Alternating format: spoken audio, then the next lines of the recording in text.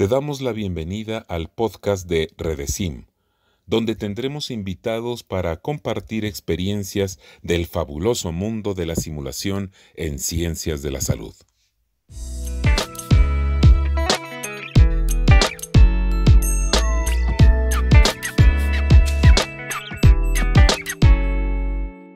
Bienvenidos a nuestra siguiente emisión de podcast en nuestra red de educadores en simulación.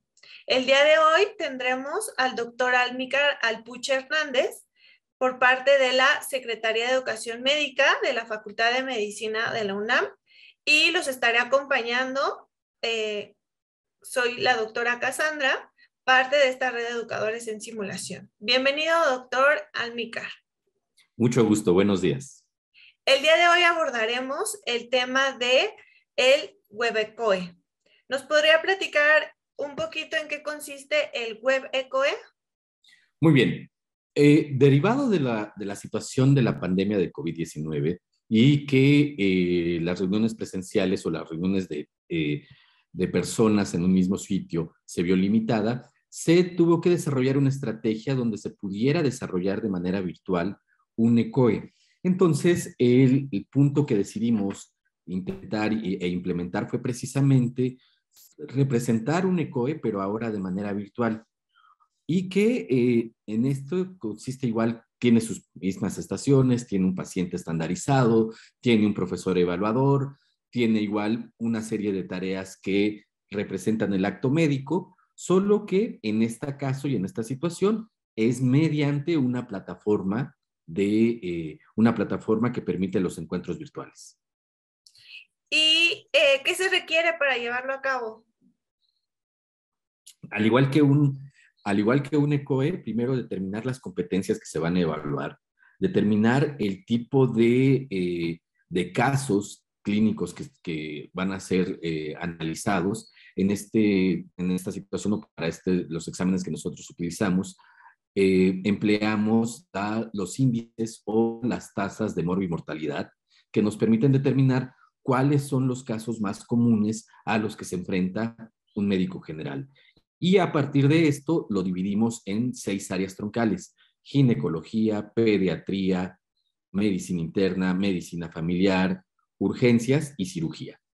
Y bueno, ya con esto tenemos justo también el proceso. Aquí, a diferencia del ECOE presencial, implica también un proceso de capacitación en la parte tecnológica, tanto para los profesores como para los pacientes estandarizados y en cierta medida para los estudiantes o los sustentantes. Y entonces esto implica desarrollar diferentes momentos de capacitación donde la representación que hace el paciente estandarizado tiene que ser más fina y más centrada en esta descripción verbal de sus síntomas, de su padecimiento, de sus condiciones, y también, por supuesto, en el profesor, en un análisis más fino del discurso que está teniendo el estudiante para dar respuesta a su paciente estandarizado. Entonces, sí implica para llevarlo a cabo, tener o sustentarse con mucha fuerza en el proceso de capacitación de cada uno de los elementos participantes en cada estación. ¿Y qué retos presentó la Facultad de Medicina para poder llevar este tipo de COE en línea? El principal reto fue el tecnológico. El tecnológico en el sentido de garantizar que todos pudieran tener los dispositivos apropiados, la calidad del internet, el manejo de la plataforma, porque si bien son plataformas que ya existen desde hace tiempo, no estábamos tan acostumbrados a manejar las grabaciones de las sesiones, manejar el compartir los estudios de laboratorio a través de este tipo de plataformas, manejar las secuencias de voz de uno y de otro. Entonces, estos detalles técnicos también que tuvieron que ver con las rúbricas que se utilizan para evaluar, de tenerlas desde casa, desde saber que ya se envió o no se envió la rúbrica, si se calificó apropiadamente o no, Estos fueron los retos, ¿no? Y por supuesto, para los estudiantes, el tener un dispositivo apropiado. Nos percatamos en los estudios pilotos previos que hicimos que había una diferencia en el tipo de dispositivo. En algún momento pensaríamos que no, que el dispositivo no hace la diferencia, pero sí, sí hace la diferencia, ¿no? Encontramos que las personas que trabajan a través de una computadora, ya sea de escritorio o laptop, tienen un mejor desempeño que aquellas personas que lo hacen en una tableta o en un teléfono. Y siendo el teléfono ubicado como el dispositivo donde limita más la interacción y el desarrollo del examen y, por supuesto, incide en sus calificaciones, ¿no? Entonces, vaya, estos fueron los primeros retos. Lo siguiente fue, por supuesto, también con los pacientes estandarizados, el proceso de capacitación. El Departamento de Evaluación Educativa implementó diferentes programas de capacitación para los pacientes estandarizados y tomando en cuenta que el paciente estandarizado pues tiene otras ocupaciones, tiene otros compromisos de vida y pues no están dedicados a la academia, vaya, pues esto implicaba una gran logística para armar los horarios y los diferentes momentos para poder estar con ellos y por supuesto diferentes estrategias para facilitarles el acceso a las plataformas, ¿no? Y el uso de las plataformas y por supuesto el caso, ¿no? Entonces se diseñaron infografías, se diseñaron videos, se diseñaron sesiones sincrónicas para que en alguno de estos elementos pudiera ser accesible al paciente estandarizado. Y finalmente con el reto de los profesores, pues aquí fue una situación compleja porque tenemos en cuenta que muchos de nuestros profesores son médicos activos y en la situación de pandemia pues se requería su presencia justo para atender los requerimientos derivados de esta, ¿no? Entonces, igual, tuvimos que diseñar diferentes estrategias de capacitación para que pudiera el profesor estar capacitado respecto de su caso y respecto del uso de las plataformas. Entonces, también hicimos infografías, videos, podcasts, grabaciones de audio sintetizadas, se les envió material escrito, de tal manera que también en cualquier momento y en el momento que ellos tuvieran un espacio libre, pudieran acceder a esta capacitación y además se abrieron canales de comunicación entre los coordinadores, el doctor Trejo, el doctor Soto, el doctor Francisco Puerto, que permitían esta cercanía con el profesor, ¿no? Entonces, esos fueron los principales retos, ¿no? Y aún así, déjenme comentarles que, pues, de repente, la señal no tiene palabra de honor, ¿no?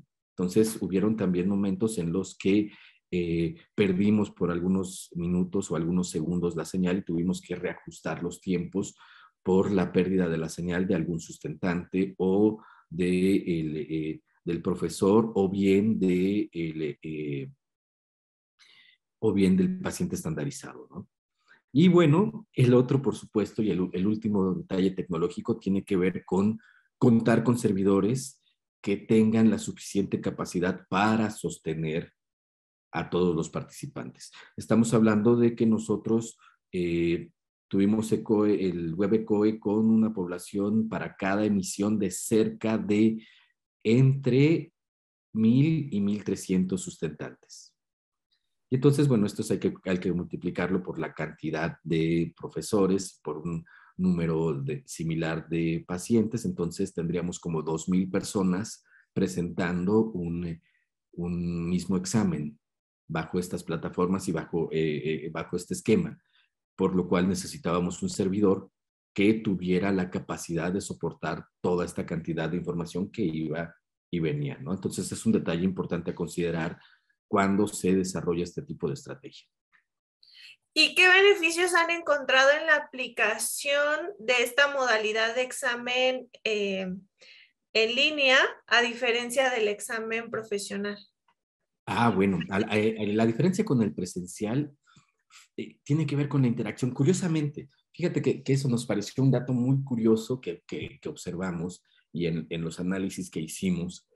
es que el proceso de comunicación es más amplio que en el presencial, ¿no? Y uno esperaría lo contrario, ¿no? Que estando cara a cara el sustentante interactuara de mejor manera con su paciente, pero curiosamente lo hace mejor de manera presencial, digo, perdón, de manera virtual. De manera virtual, el estudiante es más empático, el estudiante amplía sus preguntas, el estudiante tiene una secuencia donde también indaga sobre el contexto del paciente, donde también habla o le da un espacio para la expresión del sentimiento del paciente y que se refleja, y esto es curioso porque hicimos estos análisis estadísticos para verlo, se refleja con el tipo de diagnóstico que llega al final y con el diagnóstico de certeza, ¿no? Y fue curioso ver esta parte, ¿no? Finalmente también a la hora de sustentar su resumen clínico, también observamos que había mayor amplitud y también profundidad del proceso. Y que creo que es algo que estamos pensando seriamente en llevarnos, ¿no?, al presencial cuando esto suceda, pero sí, ¿no? El estudiante se explayaba más en explicar la fisiopatología de la enfermedad, en explicar más el por qué y las necesidades del tratamiento, y justo en esta cercanía con el paciente de comentarle para qué y por qué tendría que ser este tipo de tratamiento y cómo, ¿no? Y que se reflejaba también en su resumen clínico. Entonces, esto fue algo muy interesante porque, pues, por sentido común diríamos que al estar lejos y cada quien en su casa, a lo mejor el proceso de comunicación no sería cercano o tendría alguna limitación. Y no, vimos que fue una fortaleza, ¿no? Una fortaleza del proceso el poder tener este momento de explicar, ¿no? Yo creo que algo no lo sabemos y que queremos hacer un estudio al respecto,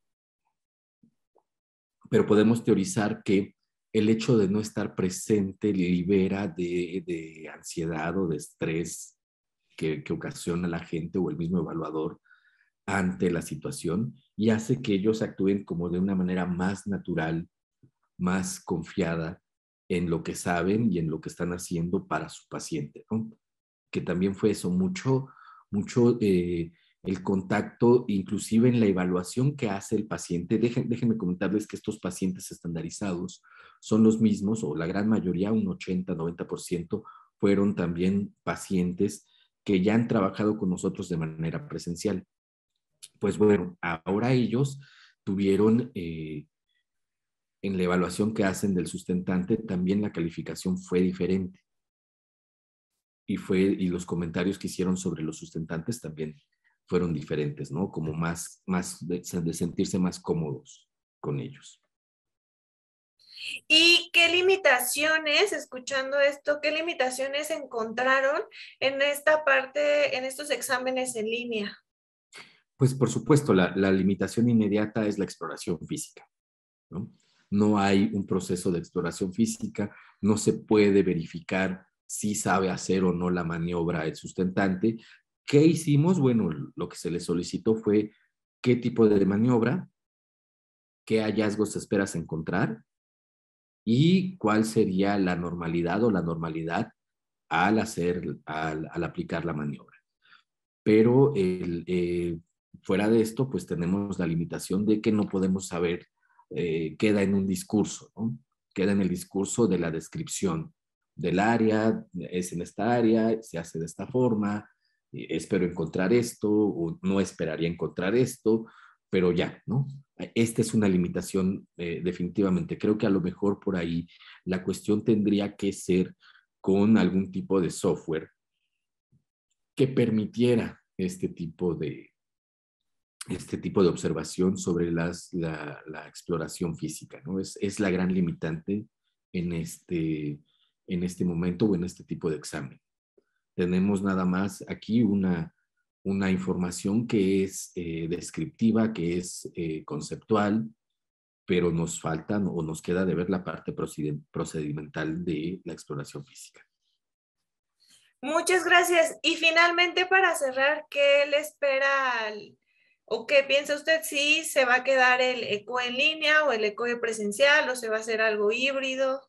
Yo creo que la idea es hacer algo híbrido. Mira, me parece que hay momentos o situaciones en las que este tipo de COE, sobre todo en una cuestión más formativa o en una evaluación más formativa, puede ser una gran herramienta justo por estos detalles que observamos de la comunicación médico-paciente y de que se permite la grabación, ¿no? Entonces, creo que es un buen ejercicio para evaluar de manera sumativa, un buen instrumento, pero creo que sus mayores fortalezas van a estar en el área formativa, donde el estudiante pueda tener inclusive la grabación de su proceso y tener un repositorio donde tiene el comentario inmediato del profesor que le dice, oye, mira, pasó la evaluación y encuentro esto contigo, ¿no?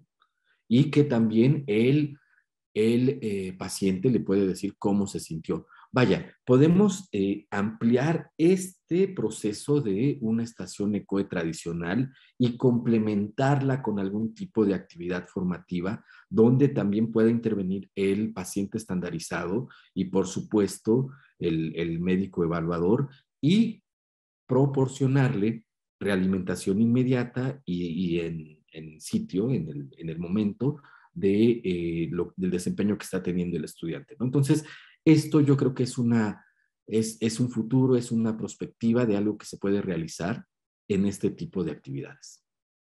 Pues le agradecemos mucho, doctora Almícar, y los esperamos en nuestra siguiente emisión. Un gusto siempre. Hasta luego.